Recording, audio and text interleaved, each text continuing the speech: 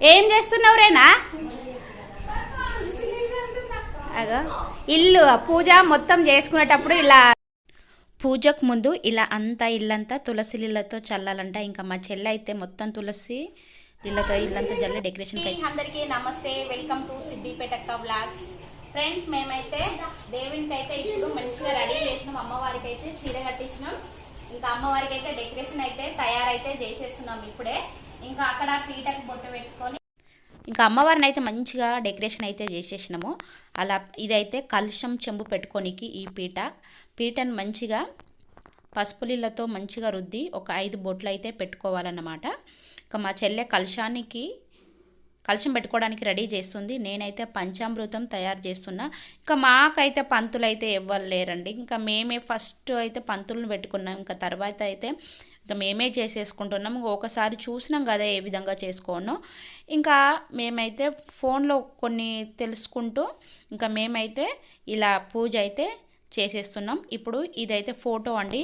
అమ్మవారిది అయితే మేము విగ్రహం అయితే తీసుకోలేదు, ఫోటో అన్నమాట. ఇంకా ఈ ఫోటోకే మేము అభిషేకం అయితే చేస్తాము. ఒకవేళ విగ్రహం ఉంటే ఎప్పుడు అభిషేకం చేయాలంట, అందుకే మేమైతే ఇలా ఫోటోకు అభిషేకం చేస్తున్నాము.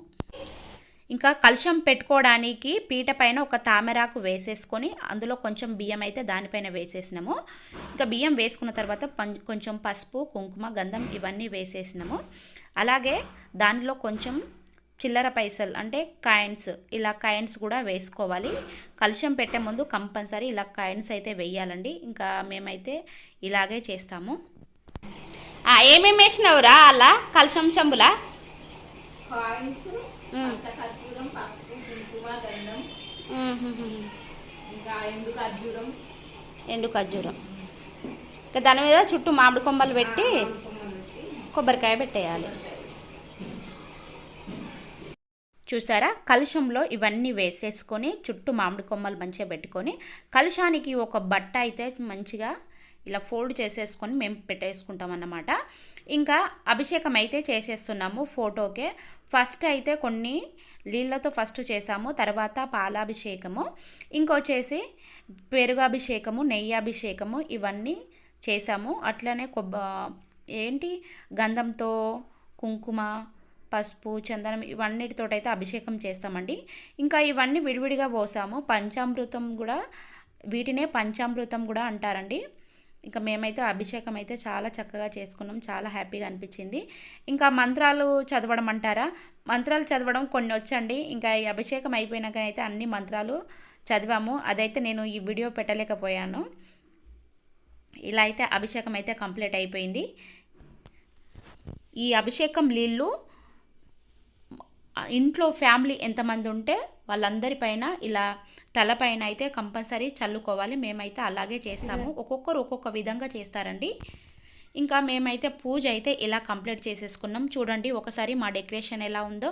ఇంకా ఫోటోకి కూడా అభిషేకం అయ్యి అమ్మవారిని అలంకరించాము. ఇంకా చీరతో కూడా అమ్మవారిని అలంకరించాము. ఇంకా మేము చేసిన ప్రసాదాలు అయితే అమ్మవారికి సమర్పించినాం అన్నమాట.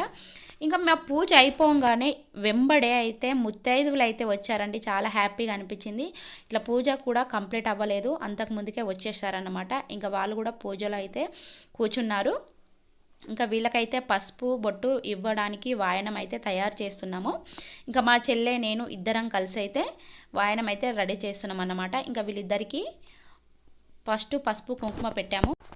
ఇంకా వచ్చిన వాళ్ళకైతే ముందుగా పసుపు కుంకుమ పెట్టేసినామండి. పెట్టేసి అయితే వాయనం అయితే రెడీ చేస్తామన్నమాట. ఇంకా ఈసారికి అయితే మేము ప్రతిసారి ఏదో ఒక గిఫ్ట్ ఇస్తాము. ఈసారికి అయితే ఒక చిన్న ప్లేటు, పసుపు కుంకుమకు చిన్న చిన్న ప్లేట్లు, ఒక 2 అరటిపండ్లు, అలాగే శనగలు, పసుపు కుంకుమ, వక్క, చేతికి గాజులు, ఇలా అయితే నిండుగా మేమైతే వాయనం అయితే ఇస్తాము. బొట్టు పెట్టి మంచిగా వాయనం అయితే ఇవ్వాలండి వచ్చిన వాళ్ళకి.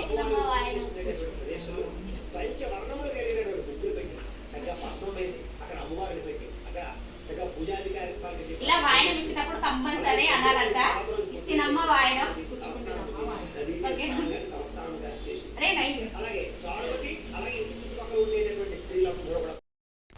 ఇంకా అలాగే నేను ఒక్కరికి ఇచ్చాను, మా చెల్లె కూడా ఇంకొకరికి అయితే వాయనం ఇస్తున్నారు. వచ్చిన వాళ్ళు అయితే అమ్మవారితో పోల్చుకొని మనము వాయనం అయితే ఇవ్వాలండి. ఇంకా వాళ్ళ దీవెనలు అయితే మనము తీసేసుకోవాలన్నమాట. ఇంకా అందరికైతే వాయనం అయితే ఇచ్చేసినాం అన్నమాట. ఇంకా పూజ అయితే ఇలా పూర్తయి అందరికీ వాయనం ఇవ్వడం అయితే అయిపోయిందండి.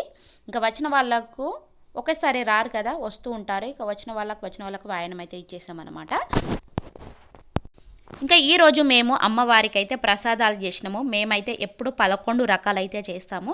మరి ఏంటియో మీకైతే చూపిస్తా. ఇగో అమ్మవారికి అయితే ఇలా ఇవి గవ్వలు, పైసలు, ఇంకా పసుపు కొమ్ములు, గాజులు అన్నీ సమర్పించాము. అమ్మవారికి కూడా పసుపు బొట్టు ముందే సమర్పించామండి. పక్కకు చీర ఉన్నది కదా అక్కడ. ఇంకా వినాయకుని కూడా వాయనం అయితే ఇచ్చేసినాము. ఇంకా మేము 11 రకాలు చేసిన ప్రసాదాలు అయితే మీకు చెప్తాను.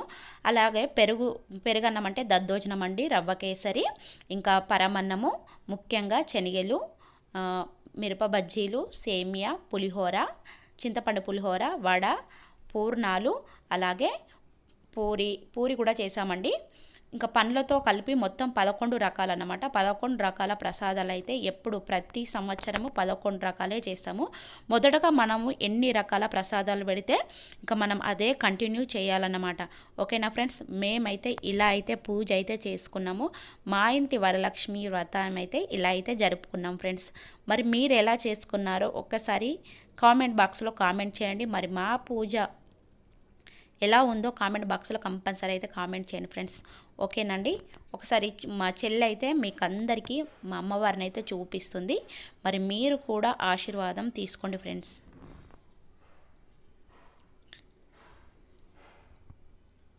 ఓకేనా ఫ్రెండ్స్, మరి ఈ వీడియో మీకు నచ్చినట్లయితే షేర్ చేయండి, సబ్స్క్రైబ్ చేయండి, అట్నే ఒక లైక్ అయితే ఇవ్వండి ఫ్రెండ్స్. బాయ్.